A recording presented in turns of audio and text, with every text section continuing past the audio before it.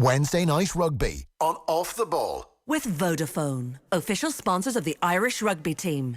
Team of us. Everyone in. Now then, Andy Dunne is in studio. Hello, how are you?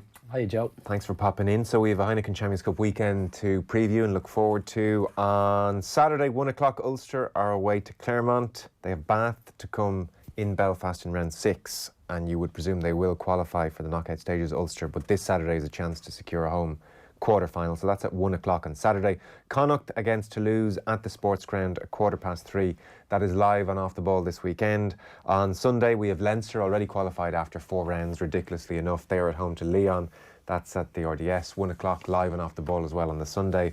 And then Racing against Munster in La Défense in Paris at 3:15. Munster are in must-win territory. That is where we are ahead of round 5 of the Heineken Champions Cup. Are you enjoying your rugby at the moment? No, not particularly. Okay, good. I think I have a World Cup hangover still. I've enjoyed very, very, very little of it in terms of as a spectacle, and I think that is not because what's on the fare that's on show is particularly turgid. It is at times. Some of the Munster games have been, I think, in particular their performances. But I just think maybe it's like a breakup. We needed to part for a couple of months, and hopefully get a bit of a kick now coming into the business end of the Heineken knockouts, or group stages, and then the Six Nations build-up. So after watching a gazillion games in the World Cup, you needed a break, frankly. Yeah, I think so. Fair enough. I think that's fair. Most sports, it comes Didn't at the you? well, to a point, yeah. At the end of most sports, it comes at the end of the season. Yeah. Well, it's a long old haul, I think. The last, and can you imagine, it's quite rich coming from us guys sitting on a couch in a studio. I can only imagine how some of the players must feel, having gone through the emotional turmoil of the last 12 months, you know. The Leinster players, if we're talking broadly for a moment, and the Ulster players to a point, although clearly they don't have as many Irish internationals, don't seem to be suffering any kind of hangover. No. I think that one of the things I was taken aback by was the first couple of games Sexton was involved in when he came back from the World Cup. He was electric. He was so good. I mean, it's as good as I've seen him in a Leinster or Ireland shirt for a couple of years. He was really, really flying. So whether he felt he just had a point to prove again. So it's interesting how different players respond to trauma, emotional trauma. I mean, Johnny was excellent. You look at Jack Carty, who's suddenly seems like a fall guy from the World Cup, and probably not deservedly so. He set up 2 tries in the Japan game. There were other guys in the field, far more experienced senior players who didn't grab the bull by the horns and say, right, how are we going to tactically shift this challenge that Japan are giving us. There was Conor Murray inside him. There was, I think, Rory Best, Peter O'Mahony on the field. He wasn't alone, but Jack seems to have gone the opposite way since the World Cup. So yeah, it's been an interesting period watching that fallout and how players have responded in terms of their performance levels and their enthusiasm levels and so on. A player who would have come home from the World Cup, you suspect, very eager to get game time and to get moving with his career, was Joey Carbery. Yeah. He has started 4 matches since January last year. In a year, 4 starts. And now it's been confirmed today. Johan van Graan did a press conference in Limerick this afternoon ahead of the weekend game in Paris. He'll be out for 3 to 4 months anyway with his wrist ligament injury. He'll have surgery. He will miss the entire Six Nations. And effectively for Carbery, that feels like another season gone. Yeah, it's pretty grim for him. I can only feel sorry for him. He can't quite catch a break. I think Van Graan was very angry that he went to the World Cup, and he felt it wasn't from a player welfare point of view. I don't think he felt it was appropriate. So he was patched up, and it's very, very tricky situation, I think, because I'm sure as a player he was probably willing to say, patch me up and I'll go to a World Cup. You don't want to miss a World Cup. He's not thinking of welfare. He's thinking, I can get it right. I can, I'm going to carry it through. If he pulls out of a World Cup, people might say, could you not just get on with it? It's a World Cup. So very, very difficult. And then he is behind the 8 ball a bit then, out of match fitness, out of his own, I suppose, from a physical point of view. I'm sure there are question marks in his mind just getting back into full level rugby again. And then he goes and does this. So yeah, I mean, it's just a pretty tough period for him. From Andy Farrell's perspective now, he's certainly sweating on Johnny Sexton even more so. And the word seems to be relatively positive on Sexton. I mean, he's not going to play before the Six Nations, but they do seem relatively confident he'll be able to take the pitch against Scotland. Now, once again, we're asking 34-year-old Sexton to hit the ground running after an absence. And we almost need to stop doing this. This pattern we have with Johnny Sexton needs to stop, but that's where we are. Who's next man in at the moment? Jack Carty obviously is fighting for his form. Conor Fitzgerald has picked up an injury, so Carty will get 2 European games at 10, you would presume. And then suddenly, I mean, the same applies to John Cooney. Ross Byrne, who 6-7 months ago was really wondering where he stood. He's now the main man. Is he in pole position to step in if Sexton doesn't make it? Yeah, I think so. In the same way, I think I think Jack Carty has probably been unfairly viewed since the Japan fallout. I think Ross Byrne got a real raw deal because he played in that tragic game over in Twickenham where we were battered. Very, very difficult for a young guy coming into a group setup like he did, and got very, very little protection from his pack up front that day. They were well and truly overwhelmed. Now he of course he could have done 1 or 2 things a little better, but it's a tricky environment, and I think you can get tired with the brush then all of a sudden that, oh no, he's way off the pace. I think he's very, very comfortable at this pace. At international pace. Yes, I do. I think he's very understated as a player, and it's always been a strength for him. Yeah, the strength for him, okay, because I mean, the kicking from hand in particular catches the eye. And he's exceptional at that. Maybe the best in the country.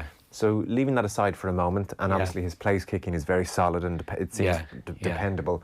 In general play, what does Ross Byrne bring to Ireland? Well, in the same way, I think the best referees, you don't hear them as much and everyone just enjoys the game. His I don't know what his winning ratio is as an out half, but it's pretty damn high. I tend to notice the best players in most sports, though. Well, I think I would disagree. I think you can... A mistake I made as a young out half was I felt the game needed to revolve around me. That's your ego, though. That was my ego, correct. I just want the world to revolve around me now, which is a bit easier. But I think Ross has such he's such a grasp of how to use everyone else around him to maximise their strengths. So he can alter his depth when he receives the ball very well. If they're going wide, he'll drop back deeper. He has a very good capacity to pass wide off both hands, while also engaging the defenders in front of him. So that holds interior defences. He can take it to the line as a threat himself, and he can, as he said, kick out of his hand really, really immeasurably well. And that gives him variation in his game. It gives him the capacity to involve lots of different players at different times, which probably means all the guys around him are aware that Ross is going to give me a chance, Ross is going to give me the ball. But very few eyes are actually focused on Ross at that point. And I think that's, when you're surrounded by quality, which he is at Leinster and at international level, I think that understatement and that capacity to underplay his hand is actually a huge strength for him. And I get what you're saying. If I was talking about Peter O'Mahony, I've given out before and said he's, people say he does the unseen work. I was like, no, I want Peter O'Mahony to do more work. I know what unseen work is. That means he's not doing a whole lot of work in my mind.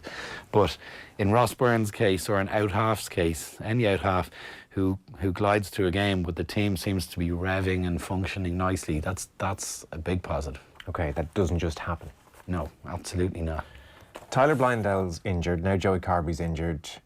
JJ Hanrahan, Van Gran was talking today. He put his chances of playing at 50-50. Tweaked a hamstring against Leinster on the 28th of December. He will have to play in an artificial pitch here. Fast game against Racing.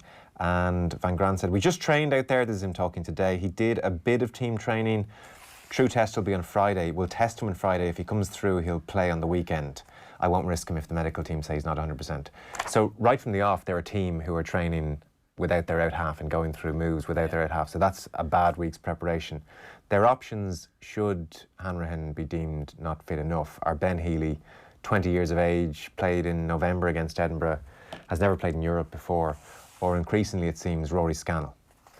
Yeah, I think, firstly, I can't see JJ being given the go ahead from the medical team, just because of the time frames. Late December and mid-January, if he tweaked his hamstring, even mildly, like a grade 1 tweak of a hamstring with my physio hat on, is still 3 to 4 weeks. He could jog in a straight line and he can accelerate a bit and slow down, but play a crucial knockout European game in terms of acceleration and deceleration and sudden bursts of speed that he'll need to make, that's where your hamstring doesn't hold up. So I can't see it. I just can't see the medical team saying go on out and give it a try, because if it goes after 10 minutes, they've lost a player, obviously. In terms of the options, then, if it was a game to really just go over and there's no chance of qualification, maybe go with Ben Healy. Yeah. But I think in this case I would go with Scannell, even though it's not his position.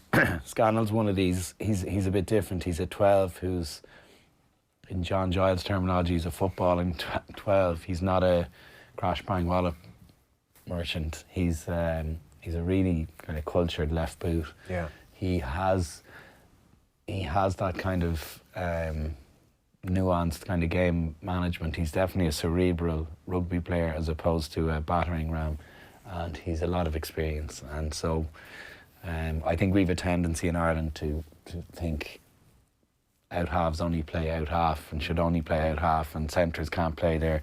In Australia, New Zealand and France, 9s play there, 10s play there, 12s play there, and it's a bit more interchangeable. So I would plump for Scannell, based on his footballing ability and experience. And something I want to ask you, Munster obviously have enough in their plate without this problem. 2 wins from 7, Racing at home. I mean, everything about this just screams trouble. But is there a way they can go about their business at the weekend which takes the pressure off Scannell? Or is there just no way of cozying a number 10 through a game? I think one of the things I would actually think they need to put pressure on Scannell, actually, in the sense, if they do what they keep doing, which is, for example, they were excellent. Their front 5 were excellent over in Saracens, excellent, and that's including, O'Mahony's injury in the warm up and Tyke Burns' broken ankle. The front 5 for the first 60 minutes were excellent. JJ Hanrahan kicked the ball out of hand once in about 65 minutes. Conor Murray box kicked everything else. Conor Murray box kicked very well. But it's too much same. I mean, JJ Hanrahan ought to have kicked the ball a lot more in that Saracens game. It would have given them, I think, what was a more traditional Munster style. He had Scannell as a left footer outside him. He had multiple options to kick into the backfield, but Saracens never got challenged there, which after a period of time you don't challenge their backfield, your game becomes too predictable, and physical toil and sweat and emotion goes 65 minutes against a good side. So I think Scannell needs to command ball from, he's not an out-and-out 10, but he's a smart guy who has a lot of game management experience. Why can't he ask for more ball from Murray, take pressure off Murray, and say, I'm going to use my left foot in a way that adds variation to the Munster game? I think it would be a mistake to go in and try and protect a guy like Scannell. He doesn't need it.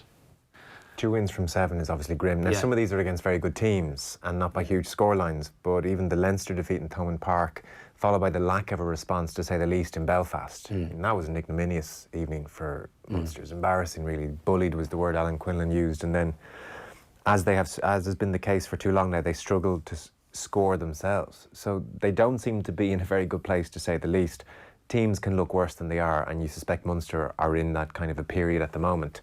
it remains to be seen what they can muster up this week, a European week. The heritage of putting bad weeks behind them, runs through the province for a long time.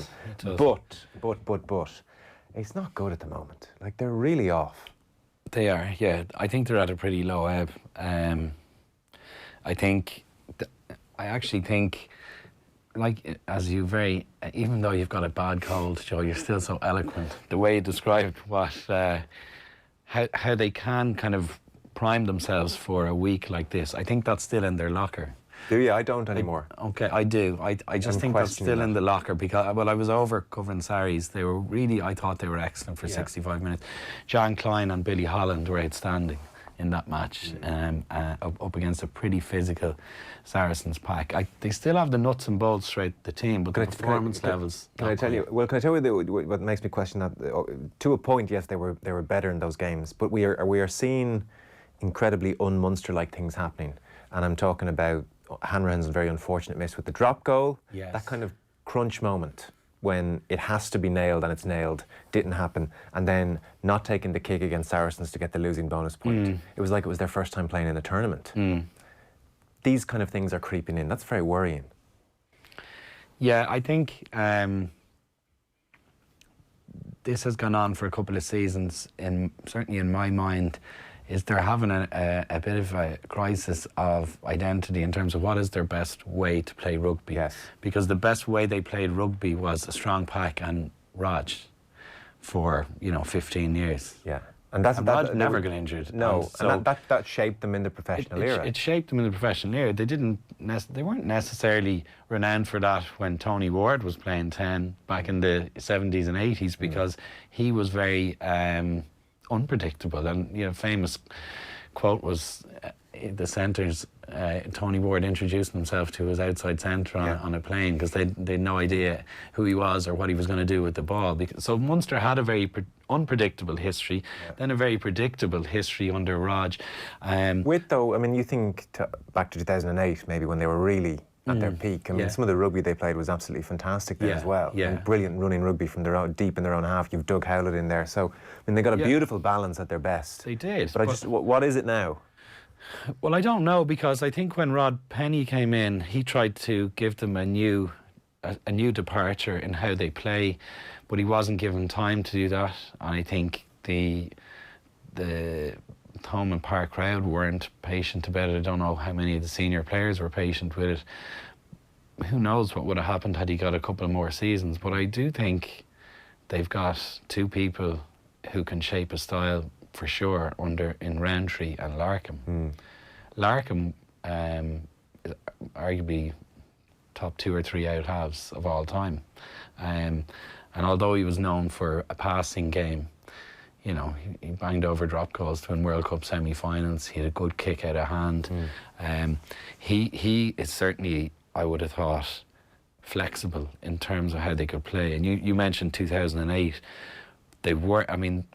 They would squeeze teams and they would exert pressure through territory, as Raj did, as their front five did, and brilliant back row and Stringer's delivery and speed away from the ruck, and all of those things are cumulative in terms of their performance. But they had the ability to play a very good running game. But I think it was built on a solid foundation of we know what our best strengths are, and currently they don't seem to have a clue what their best strengths are, other than the occasional match that they're able to be really up for it. And in that case, it seems that's not that sustainable. They will be up for it on Sunday.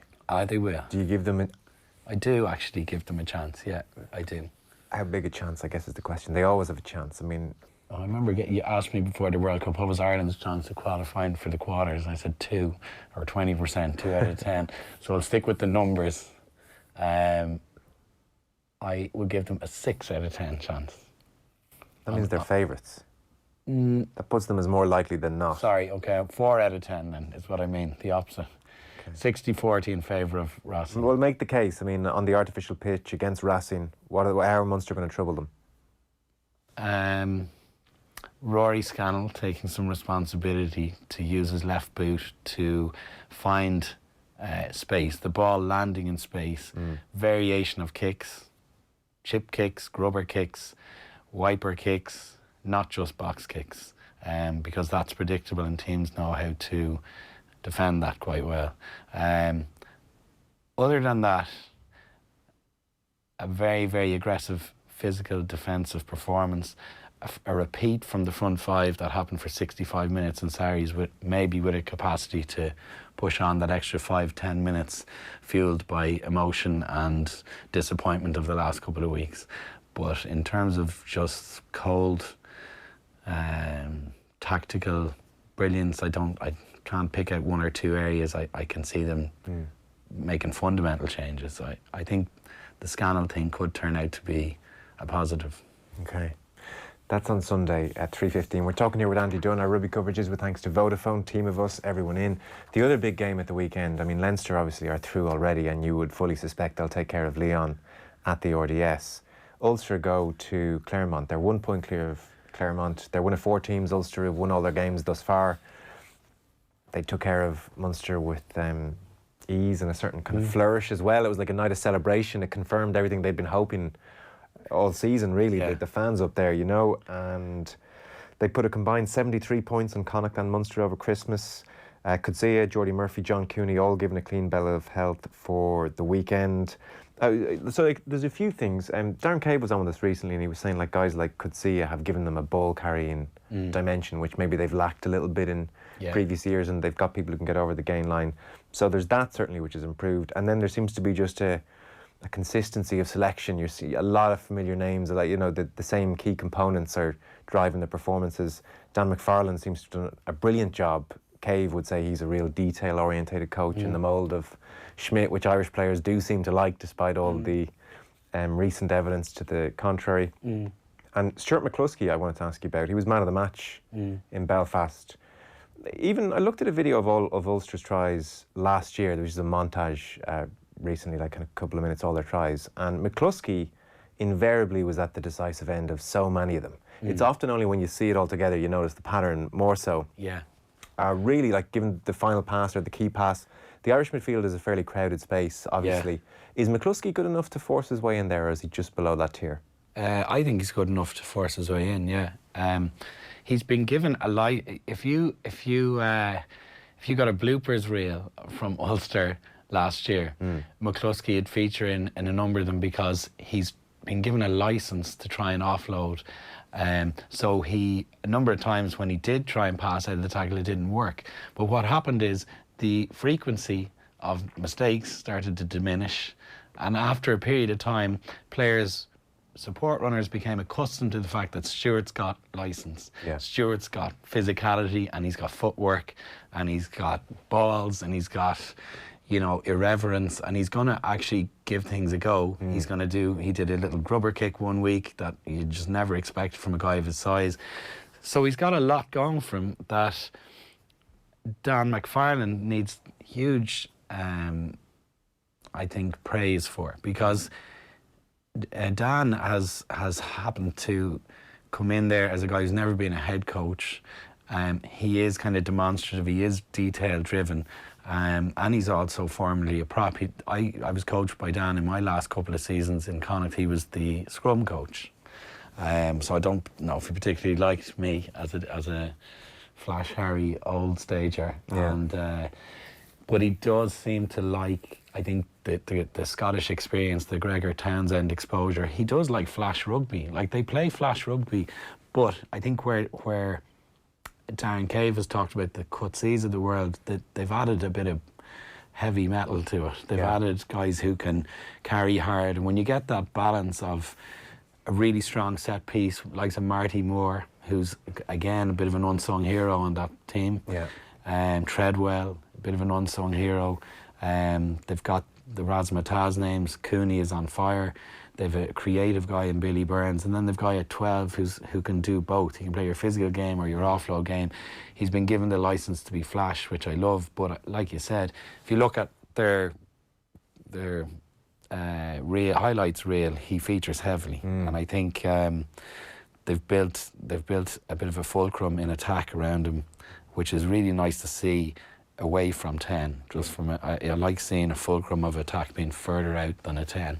Claremont this weekend for them is a free shot, really. They'll have Bath in Belfast in round 6. Yeah. They'll most likely get a bonus point win there, and that'll put them into the knockout stages. Really, this Sunday's about getting a home quarter-final.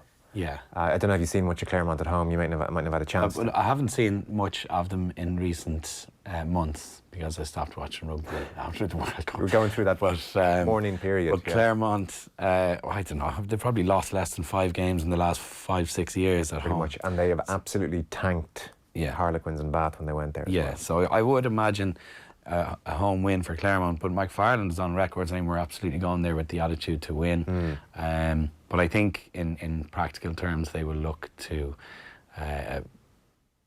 avoid a trouncing, damage limitation, play a respectable performance, get no injuries, and focus on the Bath game and ensure qualification. You mentioned Cooney there. I want to talk to you about Connacht briefly, but just before we leave off on the Cooney-Murray thing, which has now been a perennial talking point for the last couple of weeks, we know all about Cooney.